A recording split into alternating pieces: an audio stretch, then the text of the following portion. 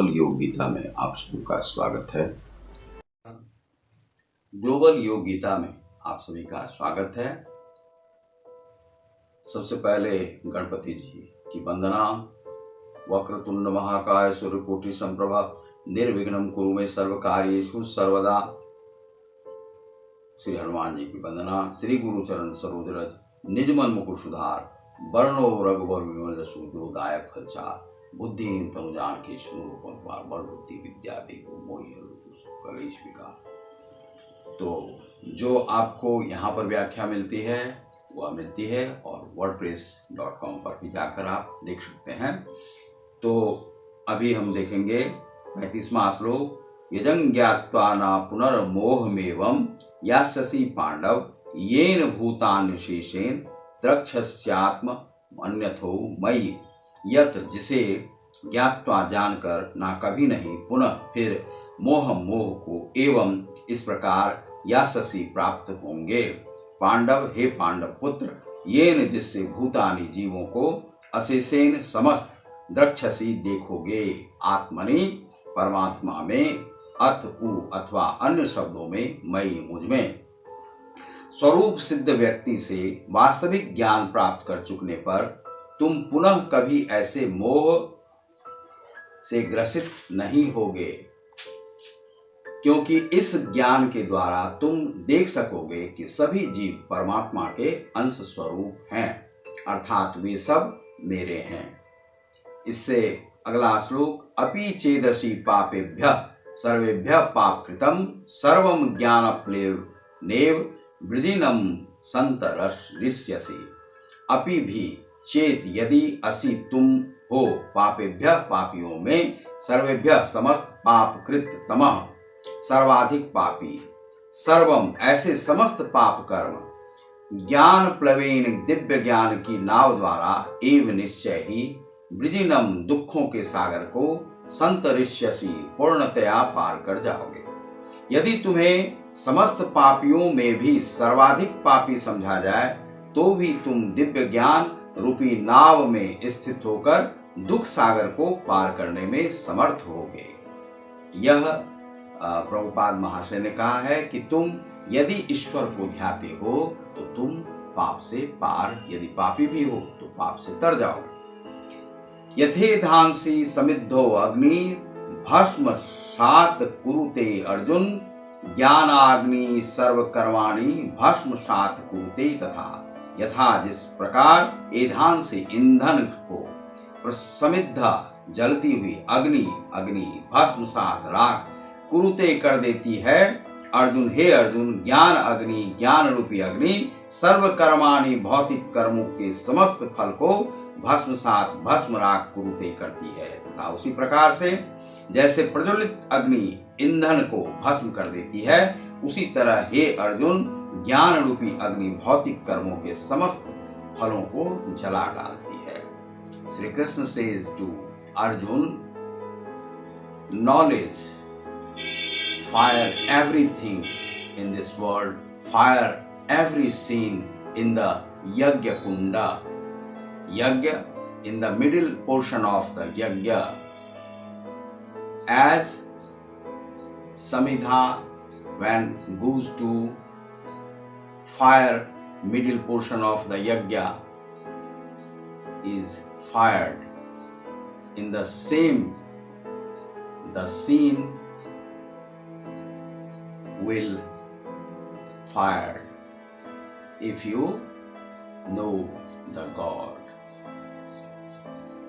नाहि ज्ञानेन सदृशं पवित्रमिह विद्यते तत् स्वयं योग संसिद्ध कालेनात्मनि विन्दन्ति।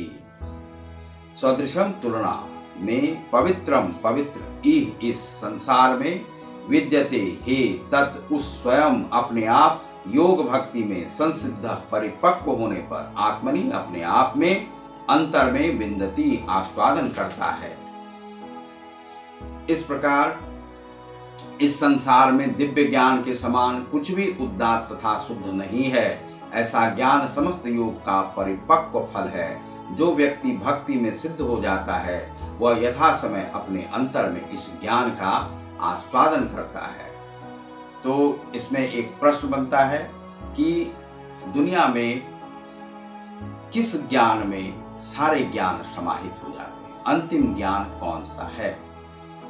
उसका श्लोक देते हुए, उद्धरण देते हुए व्याख्या करें। गीता के अनुरूप आपको इसकी व्याख्या करनी।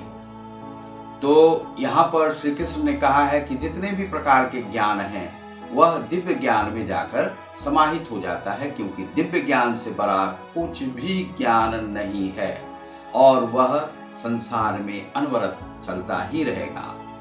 श्रद्धा लभते ज्ञानम तत्पर संयतेन्द्रिय ज्ञानम लभद्वा परम परा शांति मचिरे नाधिगच्छति। श्रद्धावान श्रद्धालु व्यक्ति लभते प्राप्त करता है ज्ञानम ज्ञान तत्पर, उसमें अत्यधिक अनुरक्त संयमित इंद्रियों ज्ञानम ज्ञान अधिगच्छति प्राप्त करता है और चिरेन शीघ्र शांति को प्राप्त करता है। जो श्रद्धालु दिव्य ज्ञान में समर्पित है और जिसने इंद्रियों को वश में कर लिया है, वह इस ज्ञान को प्राप्त करने का अधिकारी है और इसे प्राप्त करते ही वह तुरंत आध्यात्मिक शांति को प्राप्त करता है। यहाँ पर आध्यात्मिक शांति की बात की गई है।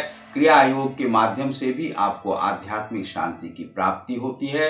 इसीलिए क्रिया योग, विपश्यना साधना आदि करने से आपको योग के माध्यम से ईश्वर की प्राप्ति होती है और आपका हृदय निर्मल होता है। हृदय निर्मल होने से जितने भी संसार के कलमश हैं वे सभी समाप्त हो जाते हैं और उसके समाप्त होने के बाद ही आपको आध्यात्मिक शांति की प्राप्ति होती है।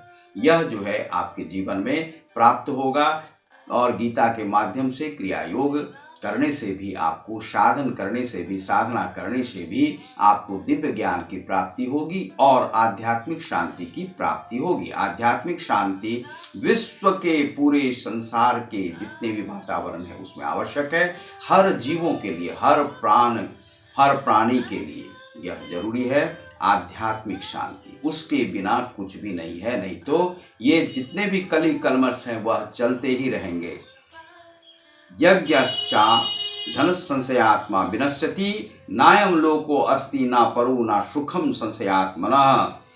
अश्रद्धान, शास्त्रों में श्रद्धा से विहीन जो लोग हैं, संशय शंकाग्रस्त रहते हैं, विनश्यति गिर जाता है, ना अयम इस लोक जगत में अस्ति है, ना तो पर अगले जीवन में सुखम सुख, संशयग्रस्त आत्मनः व्यक्ति के लिए। किंतु जो अज्ञानी तथा श्रद्धा विहीन व्यक्ति शास्त्रों में संदेह करता है वे भगवद भावनामृत नहीं प्राप्त करते हैं, अपितु नीचे गिर जाते हैं। संशयात्मा के लिए ना तो इस लोक में ना ही परलोक में कोई सुख है। सनातन धर्म में कहा गया है कि पुनर्जन्म भी आपका होगा और पुनर्जन्म जब होता है तो 84 लाख योनियों में मनुष्य की आत्मा या किसी भी आत्मा को भटकना पड़ता है। तो जन्म में, जैसे मान लीजिए एक सबसे परम जो जन्म है वह माना जाता है मानव जन्म, और मानव जन्म के बाद यदि आप ईश्वर को नहीं जान पाते हैं तो धीरे धीरे आप अधोगति को प्राप्त करते हैं। तो क्रिया योग से आप स्वयं को उच्चस्थ स्थान पर आप पहुंचा सकते हैं। योग संन्यस्त कर्माणम ज्ञान संक्षिन्न संशयम आत्मवंतम ना कर्माणि निमग्नन्ति धनंजय। योग कर्म योग में भक्ति से संन्यस्त जिसने त्याग दिए हैं, कर्माणम कर्म फलों को, ज्ञान से संक्षिन्न काट दिए हैं, संशयम संदेह को, आत्मवंतम आत्मपरायण को, ना कभी नहीं, कर्माणि कर्म, निमग्नन्ति बांधते हैं, धनंजय हे संपत्ति के विजेता धनंजय को कहा गया है। जो व्यक्ति अपने कर्म फलों का परित्याग करते हुए भक्ति करता है और जिसके संशय दिव्य ज्ञान द्वारा विनष्ट हो चुके होते हैं, जिनका संशय मिट गया है हर प्रकार का, ईश्वर क्या है, स्वयं क्या है, आत्मा क्या है, परमात्मा क्या है, वह संशय मिट चुका है, वही वास्तव में आत्मपरायण है। हे धनंजय, वह कर्मों के बंधन से नहीं बंधता है, वे कभी भी कर्म के बंधन में नहीं बंधता है। यह अंतिम श्लोक हम देखते हैं। तस्माद ज्ञान संभूतम हृदयस्थम ज्ञानी ज्ञानाशिनात्मनः चित्पेनम संशयम योग माति अष्टोत्तिष्ठ भारत। तस्मात् अतः अज्ञान संभूतम छित्वा काटकर एनम, इस संशयम संशय को, योगम योग में, अतिष्ठ स्थित हो, उत्तिष्ठ युद्ध करने के लिए उठो। आखिर श्री कृष्ण कहते हैं कि तुम युद्ध करो ही, और युद्ध यहाँ पर आवश्यक है। अतएव तुम्हारे हृदय में अज्ञान के कारण जो संशय उठे हैं उन्हें ज्ञान रूपी शस्त्र से काट डालो।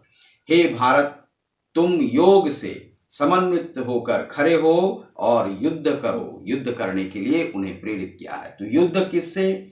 यहाँ पर जो है कितने ही प्रकार के युद्ध हैं, लेकिन यहाँ पर जो विशेष बात की गई है वह की गई है अपने साधन मार्ग से युद्ध करो। अपने आंतरिक जो कली कलमश है उससे युद्ध करो, उसे मिटाओ। बुद्धि में जो संशय पड़ा हुआ है उससे मिटाओ, और उसे तुम गीता के माध्यम से कर सकते हो। तो चतुर्थ अध्याय में जो अंतिम जो श्लोक है उसका जो है हृदय नारायण दीक्षित जी ने अपनी पुस्तक में किस प्रकार से उसकी विवेचना की है, तो वह देखते हैं। ज्ञान सर्वोच्च है। ऋग्वेद का प्रख्यात गायत्री मंत्र धियो बुद्धि प्रकाश की सविता स्तुति है। यजुर्वेद व श्वेताश्वेतर उपनिषद में एक साथ आए एक मंत्र में देवो मन और बुद्धि को संयुक्त करने की प्रार्थना है।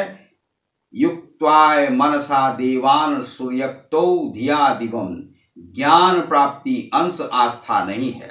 ये जो प्रचारक हैं हृदय नारायण दीक्षित जी, उनकी पुस्तक है भगवद गीता। गीता के सभी श्लोकों की सुसंगत व्याख्या इन्होंने की है। और इसमें चूंकि क्या है कि आरएसएस बहुत बड़ी संस्था है, और वह जो संस्था है उसमें जितने भी लोग हैं वे आध्यात्मिक हैं। आध्यात्मिक प्रवृत्ति के जितने लोग हैं वहाँ पर है, और दिव्य ज्ञानी है।